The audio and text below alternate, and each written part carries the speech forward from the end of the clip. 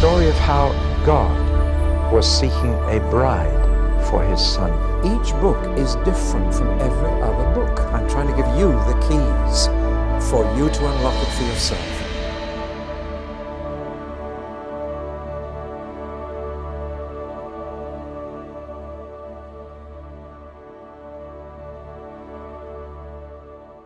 Strange title for a book, and of course in the Hebrew it isn't that title because they use just the first words of the scroll, and the first words are "the Lord said." So that's what this book is called in Hebrew. But again, when the Hebrew was translated into the Greek, they had to think of a new title, so they called it Arithmoi. Well, you can guess what that word means in Greek, because from that we get arithmetic, and hence it became the book of Numbers.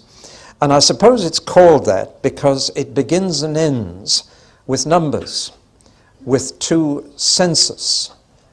I'm not sure what the plural of census is, so censi would it be? I don't know. There were two censuses, one at the beginning of Numbers and one at the end. And they were, of course, military census.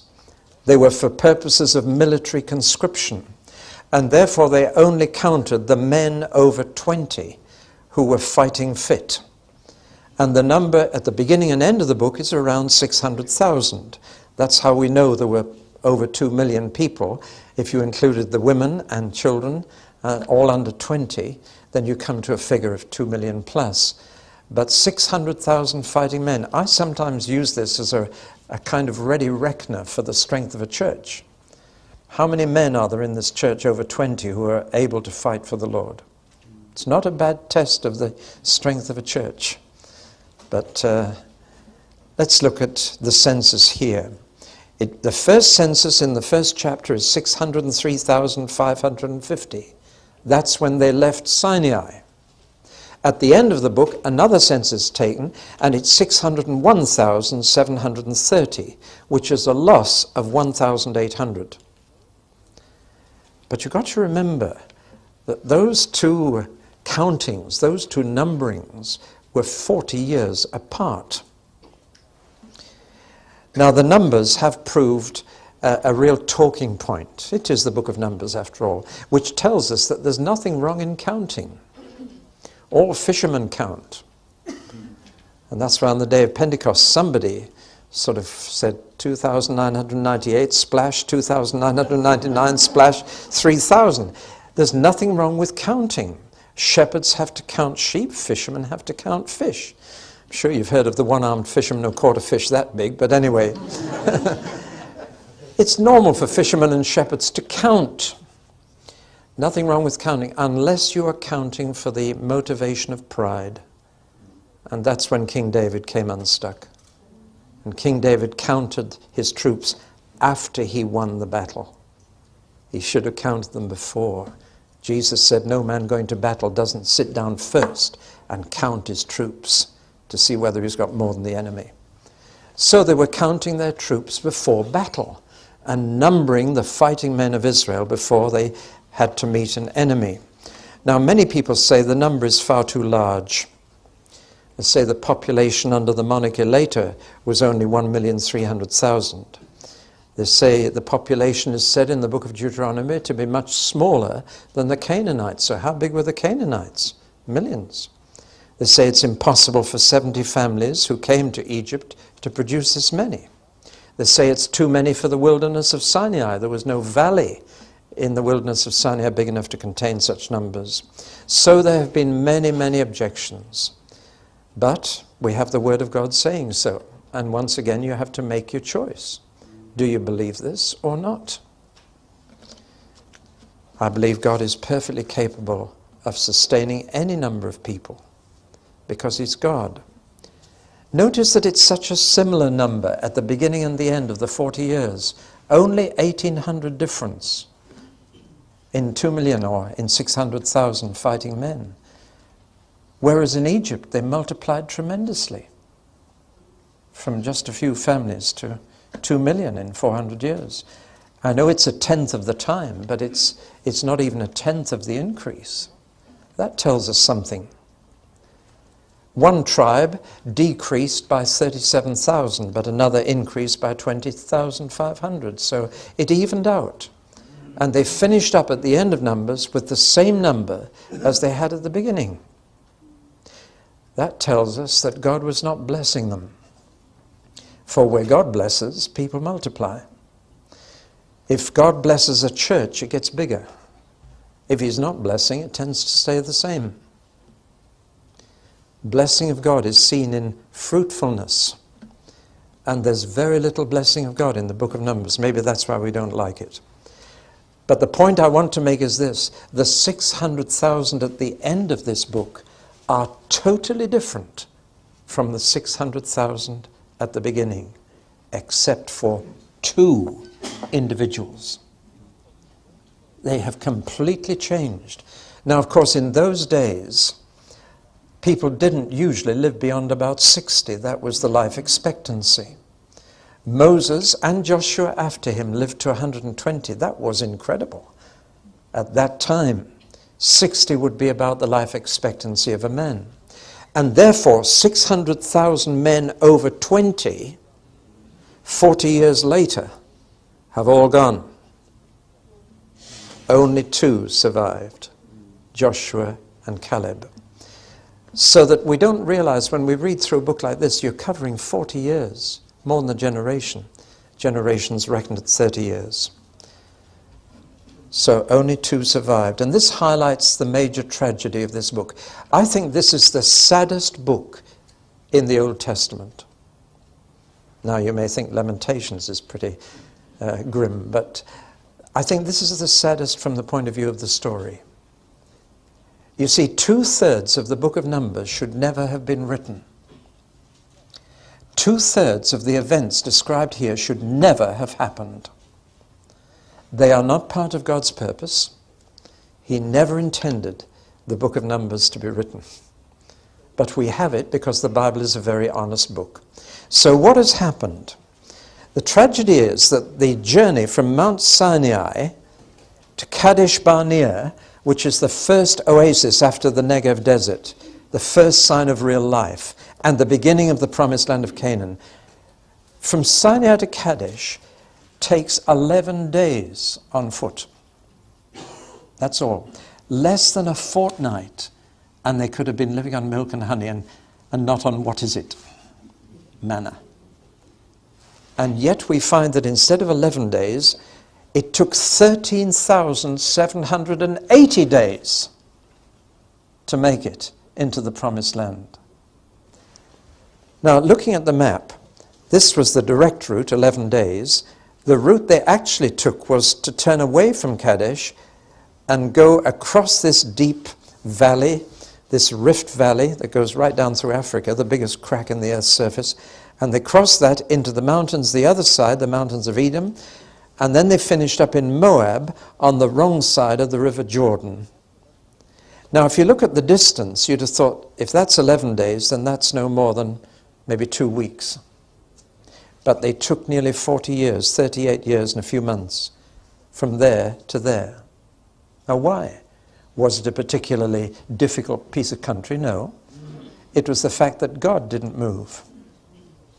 And he only moved a little at a time, and he stayed a very long time in each place. And they didn't dare move if God didn't. The pillar of cloud stayed. And he literally delayed their journey for 40 years. And he told them why he delayed it. I am going to slow you up now until every man among you is dead, except 2, Joshua and Caleb. That's pretty tough. And it meant that an entire generation was left doing nothing for the rest of their lives, getting nowhere, doomed to futility, which is a very tough sentence, and we need to feel it. How would you like to be told you are now redundant until you die? There's nothing more for you to do. Just get up in the morning, go to bed at night. Nothing to live for. Devastating. But that's what God did. Now, what happened at Kadesh to cause that? Well, if you know your Bible, you know exactly what happened. They refused to go in when God told them to. And they missed it. The tragedy is there are some opportunities in life, if you miss them, you can never have them again. They come once. And if you don't seize it, then God may never give you that chance again. We need to take that seriously. How important it is when God says move, move. When God says go in and take something, then go in and take it. Otherwise you could spend the rest of your life in a wilderness, getting nowhere. Horrible place to be, because it's what the Yorkshire people say, it's neither Mount nor summit. It's neither one thing nor the other. They were neither in Egypt nor Canaan. And that's why a lot of Christians, are very miserable people, because they're in between. They've got out of sin, so they don't enjoy that anymore. But they haven't got into the blessing that God has for them, so they don't enjoy that either. And then nobody's so miserable as somebody who's got out but hasn't got in. And some people are stuck there for the rest of their lives and die in that miserable wilderness where there's just nothing really happening. Well, that's the tragedy. And 2/3 of the book of Numbers is about the journey from there to there, which need never have happened. And therefore the main lessons that we learn from the book of Numbers are negative. The Bible is a very honest book. Thank God for that. It tells you not only about the great successes and virtues, it tells you about the failures and the vices. It tells you the things that went wrong as well as the things that went right. And Paul, writing to the Corinthians, talks about the book of Numbers, and he says this, "Now these things occurred as examples to keep us from setting on our hearts on evil things as they did. These things happened to them as examples and were written down as warnings to us."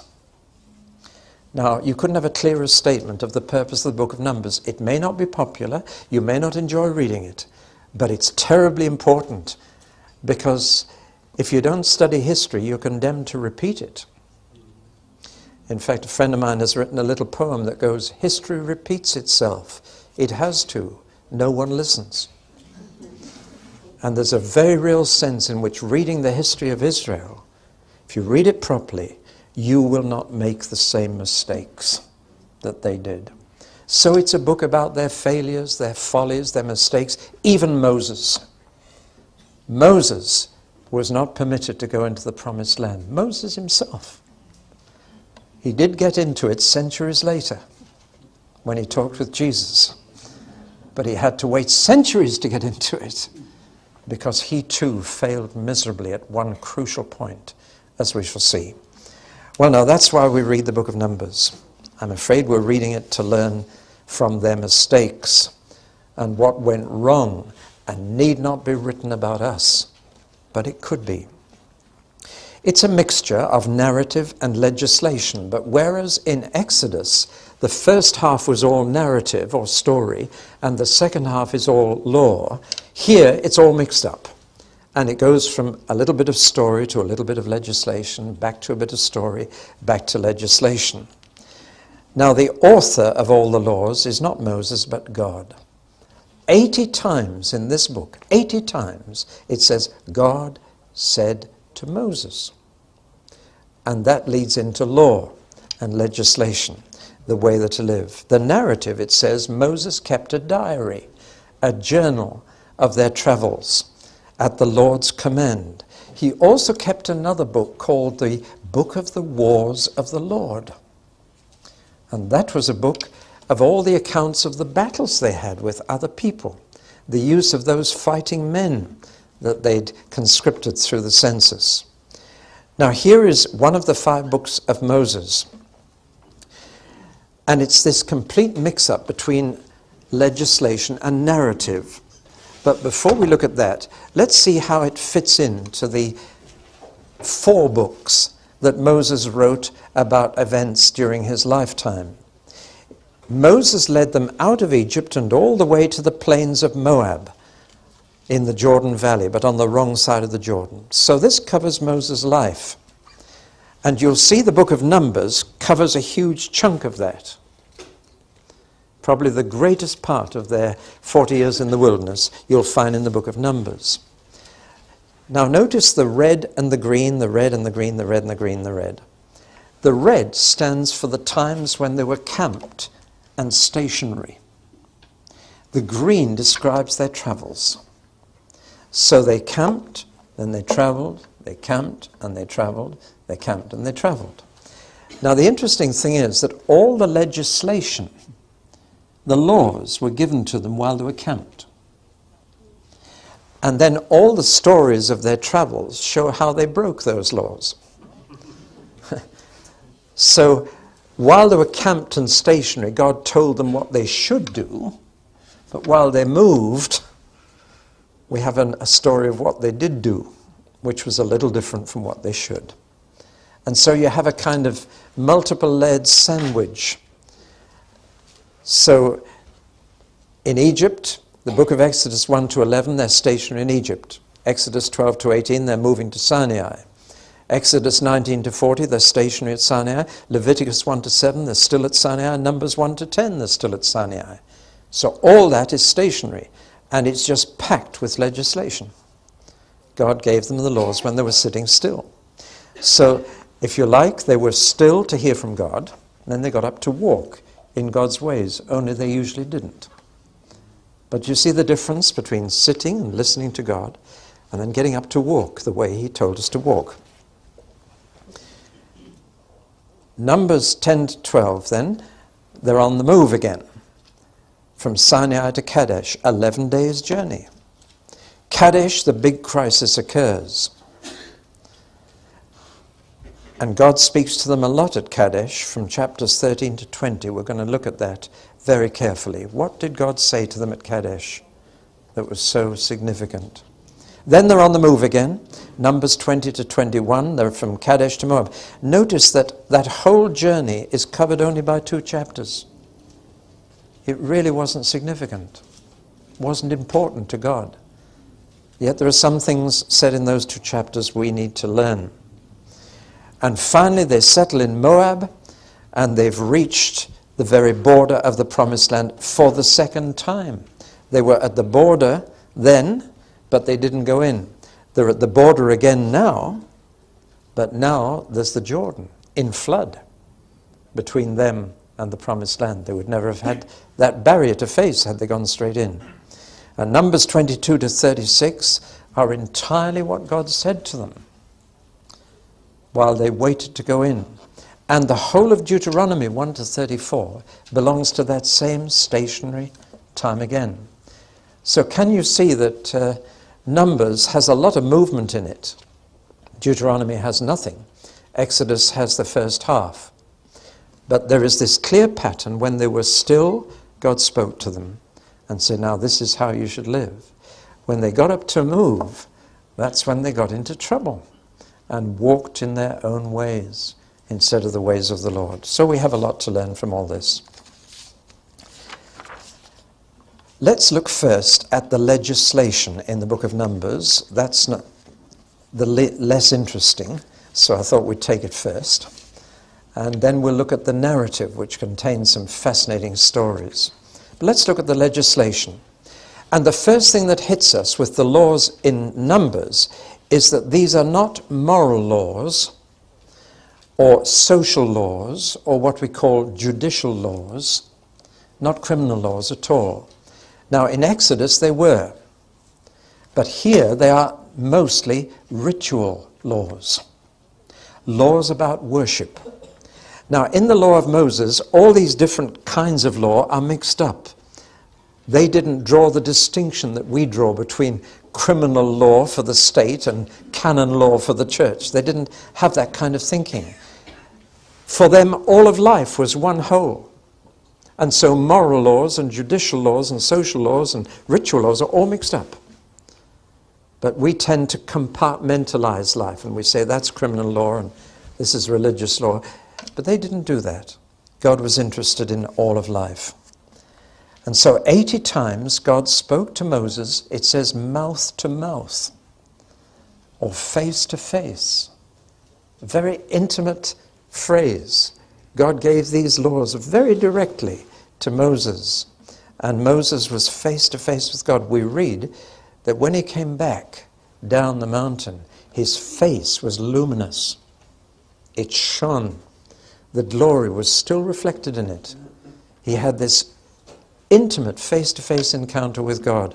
and God told him all about the construction of the tabernacle and all the rest of it, and said, I'm now living among the people. But there is one huge danger when God came down from the mountain to live in his own tent in the middle of the camp. The danger was that with God so near to them, people would take him for granted. People would become over-familiar with God. And when they became over-familiar, they would lose reverence and respect. God would be too near to them. They wouldn't feel the gulf between their sinfulness and his holiness. I think there's a very, very relevant message somewhere here that we need to listen to. When God is too near, we take him for granted. He's among us. Great.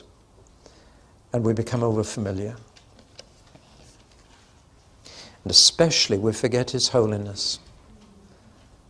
We think of his love and his compassion and his kindness and his goodness, but we overlook his holiness.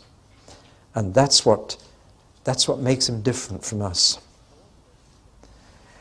Well now, all the legislation in the book of Numbers, I believe, is given to prevent them from losing their reverence for God. And I'm going to classify it under 3 headings, which we need to remember today. 1, carefulness. Carefulness. 2, cleanliness.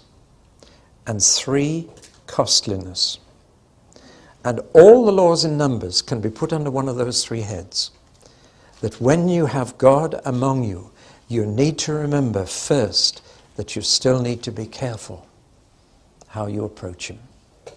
Second, that you need to be clean when you come to him. And third, that it is costly not to be holy yourself. Now let's look at those 3 things in the book of Numbers. First, when they were camped, they had to be very, very careful to camp in the right place around his tent. And this was the order that is given in the book of Moses. Each tribe had its own specific allotted place in relation to God's tent and the entrance to God's tent. And generally speaking, the most important place is right in front of the entrance. And the most important tribe was Judah. And Judah had to be directly always in front of the entrance to God's place. It would be from the tribe of Judah that later Jesus would come. Well, so Judah had to be here. Then the importance of the tribes is always in an anti-clockwise direction. And we notice this. But the 4 most important tribes actually had to be at the 4 corners. The other tribes in an anti-clockwise direction of value. There was an order, there was a hierarchy among the 12 tribes, and God laid that hierarchy down. And he said it's very important that these 4 tribes guard they are the nearest on the 4 sides to the tent. Ones at the corner are further off. But between all these 12 tribes and God's tent, there had to be, as it were, a barrier of Levites. And even among the Levites, there were 3 sub-tribes or clans, and the different clans had to be in a particular position. Moses and Aaron and the priests had to guard the entrance, so their tents must be here. And of course there's the double entrance into the holy place and then the Holy of Holies. So God is protected by his people. Now the interesting thing is that archaeologists have found out how the ancient armies camped, how Pharaoh camped his different troops, his infantry and cavalry and so on. And this is exactly the military camp pattern of the ancient Egyptian army, which Moses may well have been trained in the university. But it's as if God is saying, my people are an army. And it's very important that the camp be rightly protected. And when the camp moved, it's fascinating, it's a bit complicated, you need to read it in Numbers, but some tribes had to go before God's tabernacle pieces were carried, other tribes had to go, but they sort of unpeeled like an orange, and they marched in that order, following each other. So when they got to the camp, it was simplicity itself for each tribe to stop and put their tents up. The whole thing is minutely detailed. And who had to carry which piece of furniture from the tabernacle, and who had to carry the curtains, and what order they had to be carried in. Everything was so detailed. Well, now, why is God so fussy, so particular? Well, not only was it very efficient, as in all military operations, it was a very efficient way of camping, but he was saying, be careful. A careless attitude doesn't have a place in God's camp. Carelessness is a dangerous thing. If I can dare to put it in a modern word, casualness. Any old thing won't do for God. But we are becoming increasingly casual in our culture and increasingly casual in approach to God. Even in such a little thing as getting started in worship. It can become so casual that you almost drift into it, wondering when it started. Now, I think in all this, God was saying to his people, now be careful. God is in your camp. You should do things carefully, not casually or carelessly. And therefore, there are some of the sins in Numbers which are really sins of carelessness. Carelessness on the Sabbath was punishable by death. Just carelessness. Not deliberate sin, but carelessness. They were to have tassels on their clothes to remind them to pray. Vows had to be taken very seriously. If a vow was made to God, it must be kept. You remember there's a story in Judges of a man who vowed to sacrifice to God the first living thing that he met when he came home, and he met his daughter. But a vow made to God must be taken seriously. There's one very interesting qualification of that in Numbers. If a wife makes a vow to God, then her husband has 24 hours to agree with it. Or not. Or not. I think that's important. Because there are so many Christian wives with non-Christian husbands, it's important. Just occasionally a Christian wife sends us a gift for our ministry. But I always ask, have you asked your husband first? Is he behind this? It's so important. So a vow made by a wife has to be ratified by the husband, and there's a 24-hour cooling off period for the husband to agree with what his wife's promised to God or not. How careful all this is. Got to do things carefully with God. The second thing that comes out to me here is cleanliness. The camp had to be spotlessly clean. These were God's people. And so even such things as the sewage arrangements, careful detail.